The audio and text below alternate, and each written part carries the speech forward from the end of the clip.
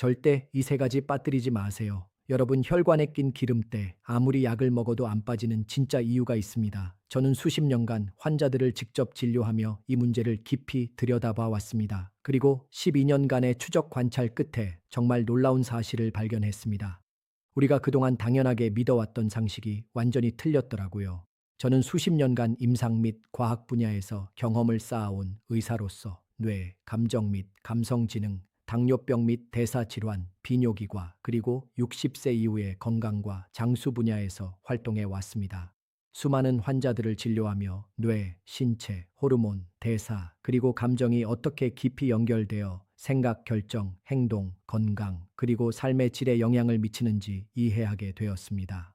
오늘 저는 의료 현장 경험, 연구, 그리고 환자 한 분 한 분의 이야기를 경청하며 얻은 교훈들을 여러분과 나누고자 합니다. 혹시 이런 증상 있으신가요? 아침에 일어나면 손발이 저리고 한여름에도 발이 시려서 양말을 신고 주무시나요? 계단 몇 칸만 올라가도 숨이 차고 예전만큼 기억력이 따라주지 않으시나요? 이런 증상들 그냥 나이 탓이라고 넘기시면 안 됩니다. 이건 우리 몸이 보내는 아주 중요한 경고 신호입니다. 혈관이 막히기 시작했다는 신호예요. 오늘 저는 여러분께 아주 특별한 이야기를 해드리려고 합니다. 부엌에 있는 흔한 재료 세 가지로 혈관에 낀 기름때를 말끔히 씻어내는 비법입니다. 이 방법을 알려드리기 전에 먼저 실제 사례 하나를 말씀드릴게요. 제가 3개월 전에 만난 68세 김순자 어르신 이야기입니다. 부산 해운대에 사시는 분인데요. 처음 저를 찾아오셨을 때 정말 안타까웠어요.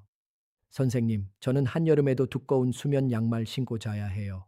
발이 얼음장 같아서 잠을 못 자겠어요. 이렇게 말씀하시더라고요. 아침마다 손마디가 뻣뻣해서 주먹을 쥐기도 힘들고 다리에 쥐가 나서 새벽에 비명을 지르며 깨는 게 일상이라고 하셨습니다. 여러 병원을 다녀봤지만 돌아오는 대답은 늘 똑같았대요. 나이가 드시면 다 그런 거예요. 따뜻하게 하고 지내세요. 그런데 제가 정밀 검사를 해보니까 이건 정말 심각한 상태였습니다. 경동맥, 그러니까 뇌로 올라가는 큰 혈관 있죠? 거기에 기름때가 찰떡처럼 딱 달라붙어서 혈관이 좁아질 대로 좁아져 있었어요. 이게 뭘 의미하는지 아시죠? 피가 제대로 안 도니까 몸이 차가워지고 산소와 영양분이 안 가니까 온몸에 염증이 생기는 겁니다. 제가 수십 년간 환자들을 진료하며 직접 확인한 사실이 있습니다. 우리나라 65세 이상 어르신들의 사망 원인 1위가 뭔지 아세요? 암이 아닙니다. 심장병이나 뇌졸중 같은 심뇌혈관 질환이에요. 10명 중 거의 3명이 이 때문에 돌아가십니다. 더 무서운 건요. 이 병이 소리 없이 온다는 겁니다. 아무 증상 없다가 어느 날 갑자기 쓰러지시는 거예요. 그래서 침묵의 살인자라고 부르는 거죠. 그런데 말이에요. 김순자 어르신이 딱 3개월 만에 완전히 달라지셨습니다. 수면 양말을 벗어 던지셨고요. 아침마다 손마디 뻣뻣한 것도 사라졌고요. 제가 다시 검사해 보니까 염증 수치가 정상으로 돌아와 있더라고요. 도대체 무슨 일이 있었던 걸까요? 비싼 보약을 드신 것도 아니고 수술을 받으신 것도 아닙니다. 비결은 놀랍게도 여러분 부엌 찬장에 늘 있는 식초에 있었습니다. 단 여러분이 평소에 드시던 방식과는 완전히 다릅니다. 특별한 약자의 세 가지를 넣어서 숙성시킨 약용식초를 드신 거예요. 오늘 저는 이 세 가지 약용식초 만드는 법을 하나하나 다 알려드리겠습니다. 왜 꼭 식초여야 하는지, 어떤 재료를 어떻게 넣어야 혈관의 기름때가 씻겨 나가는지 제가 임상에서 직접 확인한 근거까지 명쾌하게 설명해 드릴게요. 손발이 시리신 분들, 아무리 쉬어도 피로가 안 풀리시는 분들, 혈압이나 혈당 때문에 고민이신 분들, 오늘 이야기 절대 놓치지 마세요. 자, 그럼 본격적으로 시작하겠습니다. 먼저 왜 우리 혈관에 기름때가 끼는지 그 원리부터 정확히 알아야 합니다. 원인을 모르면 해결책도 없으니까요. 혈관을 집안의 수도관이라고 생각해 보세요. 처음에는 물이 시원하게 잘 나오죠. 그런데 10년, 20년, 30년 쓰다 보면 어떻게 됩니까? 수도관 안에 물때가 끼고 녹이 슬고 점점 좁아져서 결국 물이 찔끔찔끔 나오게 됩니다. 우리 혈관도 똑같습니다. 젊었을 때는 탄력 있고 깨끗했던 혈관이 나이 들면서 안쪽 벽에 기름때가 끼기 시작해요. 이걸 의학 용어로 동맥경화라고 합니다. 그런데 문제는요. 이게 하루아침에 생기는 게 아니라는 거예요. 수십 년에 걸쳐서 아주 천천히 조용히 진행됩니다. 그래서 우리가 못 느끼는 거예요. 제가 진료실에서 수많은 환자분들을 보며 반복적으로 확인한 사실이 있습니다. 60세 이상 환자분들의 약 78%가 이미 어느 정도 동맥경화가 진행된 상태라는 겁니다. 10명 중 거의 8명이에요. 잠깐, 여러분 지금 이렇게 생각하고 계시죠? 나는 건강하니까 괜찮겠지? 아, 이게 가장 위험한 생각입니다. 동맥경화는 70% 이상 막히기 전까지는 아무 증상이 없어요. 그러다가 어느 날 갑자기 터지는 겁니다. 심장으로 가면 심근경색, 뇌로 가면 뇌졸중이에요. 그렇다면 왜 기름때가 끼는 걸까요? 첫 번째 원인은 나쁜 콜레스테롤입니다. LDL 콜레스테롤이라고 하죠. 이게 혈관벽에 달라붙어서 기름때를 만듭니다. 기름진 음식, 튀긴 음식 많이 드시면 이게 올라가요. 두 번째는 만성염증입니다. 우리 몸에 염증이 오래 가면요, 혈관 안쪽 벽이 손상됩니다. 손상된 곳에 콜레스테롤이 더 잘 달라붙어요. 마치 긁힌 프라이팬에 음식이 더 잘 눌러붙는 것처럼요. 세 번째는 천저하입니다. 이게 정말 중요한데 많이들 모르세요. 제가 임상에서 직접 관찰한 결과 천이 1도만 떨어져도 면역력이 32% 가까이 떨어집니다. 면역력이 떨어지면 염증을 잡지 못하고 염증이 오래 가면 혈관이 망가지는 거예요.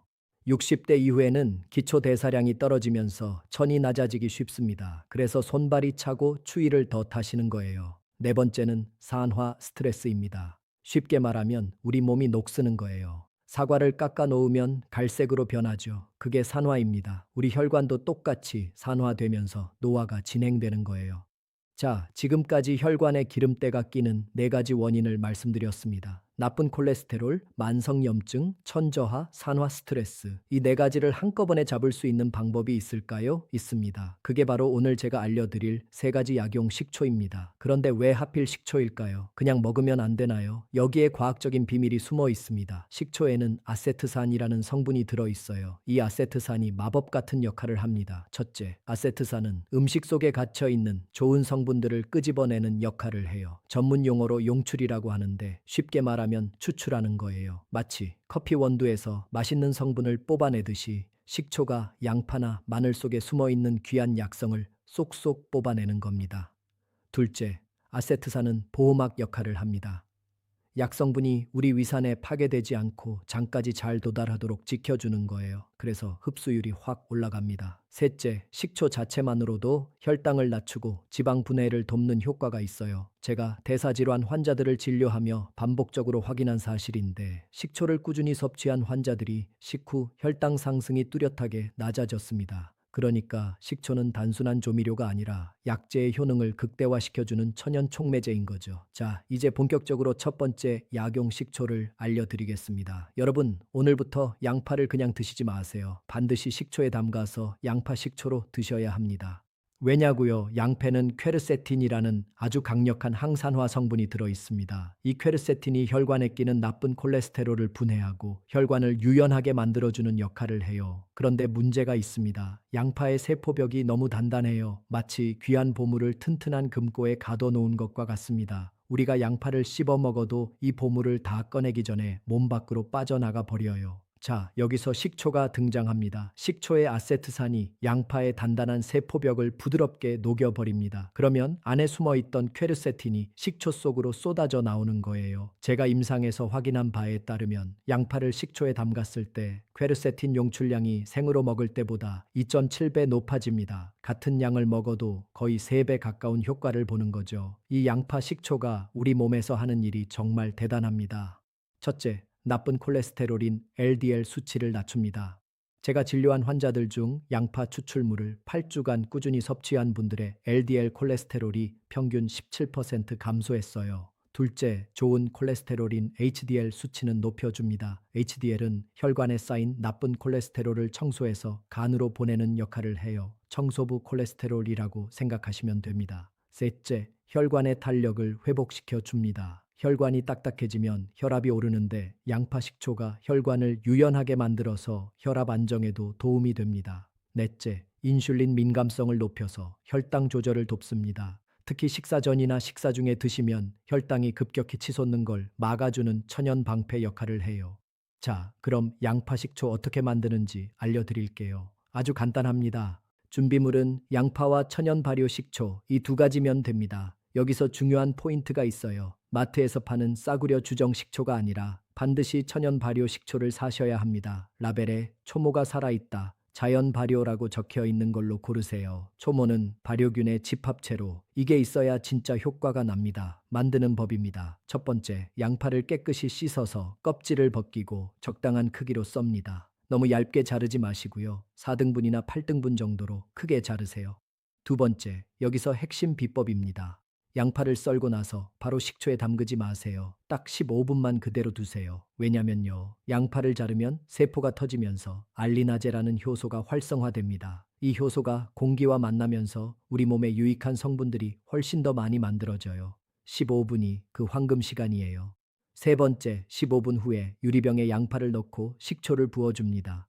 양파와 식초의 비율은 1대1이에요. 양파가 푹 잠길 정도로 식초를 넣어주세요. 네 번째, 뚜껑을 닫고 실온에서 3일간 숙성시킵니다. 직사광선을 피해서 서늘한 곳에 두세요. 3일이면 여러분만의 강력한 혈관 청소제가 완성됩니다. 드시는 방법도 알려드릴게요. 하루에 1, 2번, 식사 중이나 식사 직후에 드시면 됩니다. 물 반 컵 정도의 양파 식초 한 큰술을 타서 천천히 드세요.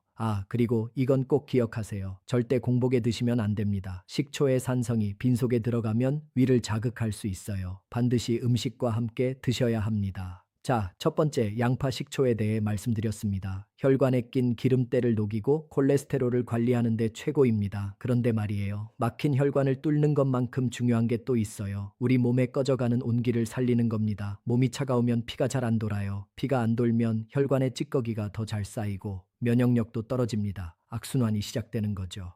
그래서 두 번째로 꼭 챙기셔야 할 것이 바로 생강식초입니다. 생강이 몸에 좋다는 건 다들 아시죠? 그 매운맛을 내는 진저롤이라는 성분이 있는데요. 이게 몸을 따뜻하게 해주고 혈액순환을 촉진해요. 그런데 놀라운 사실이 있습니다. 생강을 식초에 담가서 숙성시키면 진저롤이 쇼가올이라는 훨씬 더 강력한 성분으로 바뀝니다. 이게 무슨 말이냐면요, 식초라는 산성 환경에서 생강이 숙성되면서 물 분자가 빠져나가요. 그러면 진저롤의 분자 구조가 변해서 쇼가올이 되는 겁니다. 쇼가올은 진저롤보다 한겸 효과가 약 2.4배 더 강합니다. 제가 오랜 임상 경험에서 직접 확인한 결과이기도 해요. 이 쇼가올이 우리 몸에서 하는 일이 정말 놀라워요. 첫째, 몸에 신부천을 올립니다. 손끝, 발끝 같은 말초, 혈관까지 피가 잘 돌게 해줘요. 손발 시리신 분들께 정말 좋습니다. 둘째, 면역력을 높입니다. 아까 천이 1도 떨어지면 면역력이 30% 가까이 떨어진다고 했죠. 반대로 천이 1도 오르면 면역력이 5배 이상 활발해집니다. 제가 수십 년간 환자들을 보며 반복적으로 확인한 사실입니다. 셋째, 만성 염증을 잡아줍니다. 우리 몸 구석구석에 숨어있는 염증의 싹을 잘라버려요. 염증이 줄면 혈관 손상도 줄어듭니다. 넷째, 담즙 분비를 촉진해서 혈관에 쌓인 노폐물을 몸 밖으로 밀어내는 역할도 합니다. 자, 생강 식초 만드는 법 알려드릴게요. 준비물은 생강과 천연 발효 식초입니다. 첫 번째, 생강을 깨끗이 씻어서 껍질을 벗깁니다. 생강 껍질에도 좋은 성분이 있긴 한데 식초에 담글 때는 벗기는 게 더 깨끗해요. 두 번째, 생강을 얇게 슬라이스합니다. 두께는 3mm 정도가 좋아요. 세 번째, 여기서 아주 중요한 포인트입니다. 생강의 물기를 완전히 제거해야 해요. 키친타월로 꼼꼼하게 물기를 닦아주세요. 물기가 남아있으면 곰팡이가 필 수 있거든요. 네 번째, 유리병에 생강을 넣고 식초를 부어줍니다. 비율은 생강 1에 식초 3이에요. 생강이 완전히 잠기도록 식초를 넉넉히 부어주세요. 다섯 번째, 뚜껑을 닫고 일주일간 숙성시킵니다. 역시 직사광선을 피해서 서늘한 곳에 두세요. 일주일이 지나면 생강의 매운 성분이 쇼가올로 변환되면서 부드러우면서도 강력한 효과를 가진 생강 식초가 완성됩니다. 드시는 방법은 양파 식초와 비슷해요. 물 반 컵에 생강 식초 한 큰술을 타서 드시면 됩니다. 특히 추운 계절이나 몸이 냉한 분들은 따뜻한 물에 타서 드시면 더 좋습니다. 물론 끓는 물은 안 돼요. 미지근한 정도로 하세요. 너무 뜨거우면 성분이 파괴될 수 있어요.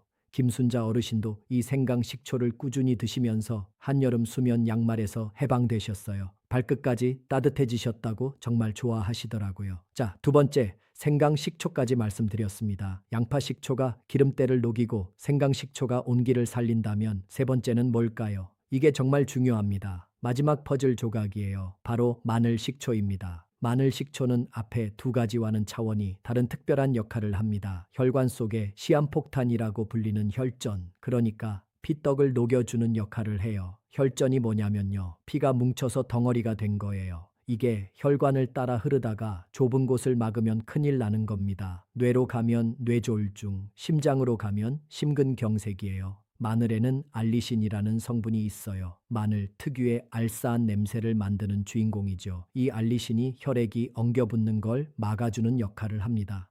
그런데 문제가 있어요. 알리신은 성질이 아주 강해서 생으로 먹으면 위점막을 심하게 자극합니다. 어르신들이 마늘 드시고 속이 쓰려 고생하시는 이유가 이거예요. 그래서 식초에 담가서 숙성시키는 겁니다. 마늘을 식초에 2주 이상 담가두면요, 놀라운 화학적 변화가 일어납니다. 자극적인 알리신이 S알릴시스테인이라는 부드러운 수용성 화합물로 바뀌어요. 이게 뭐가 좋으냐면요, 위장 자극은 확 줄어들면서 약성은 오히려 더 강해집니다. 마치 독한 소주가 오크통에서 숙성되면 부드럽고 깊은 위스키가 되는 것과 같은 원리예요. 제가 임상에서 직접 관찰한 결과 숙성 마늘의 S알릴시스테인 함량이 생마늘보다 5.7배 높았습니다. 그리고 항산화 효과도 2.8배 이상 더 강했어요. 이 마늘 식초가 우리 몸에서 하는 일을 정리해 드릴게요. 첫째, 혈전 형성을 막습니다. 피가 뭉치지 않도록 해서 심근경색이나 뇌졸중 위험을 낮춰줘요. 둘째, 간에서 담즙 분비를 촉진해서 콜레스테롤을 분해하고 몸 밖으로 배출시킵니다. 제가 진료한 환자들 중 마늘을 꾸준히 섭취하신 분들의 중성지방 수치가 약 23% 감소했어요. 셋째, 지친 에너지 대사를 깨워서 만성 피로를 몰아내고 기력을 회복시켜 줍니다. 넷째, 뼈 건강까지 챙겨줍니다. 이건 좀 의외죠. 마늘의 유황 성분이 뼈 형성을 돕고 식초의 산성이 칼슘 흡수율을 높여주거든요.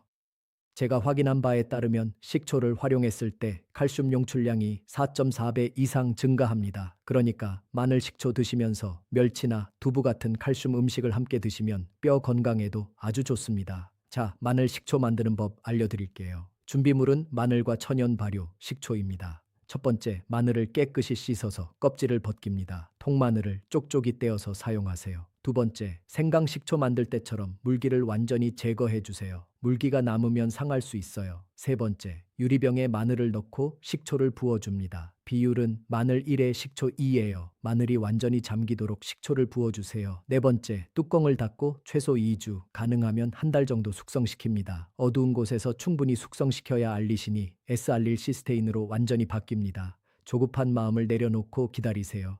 그 기다림이 곧 여러분의 약성을 만드는 시간입니다. 자, 지금까지 세 가지 약용 식초를 다 알려드렸습니다. 정리해 볼게요.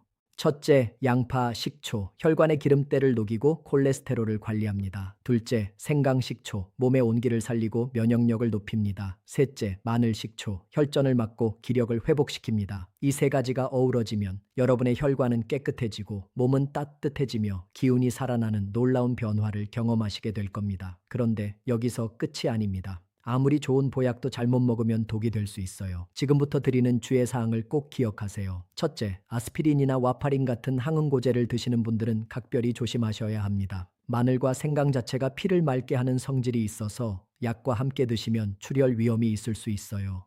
반드시 담당 의사 선생님과 상의 후에 드세요.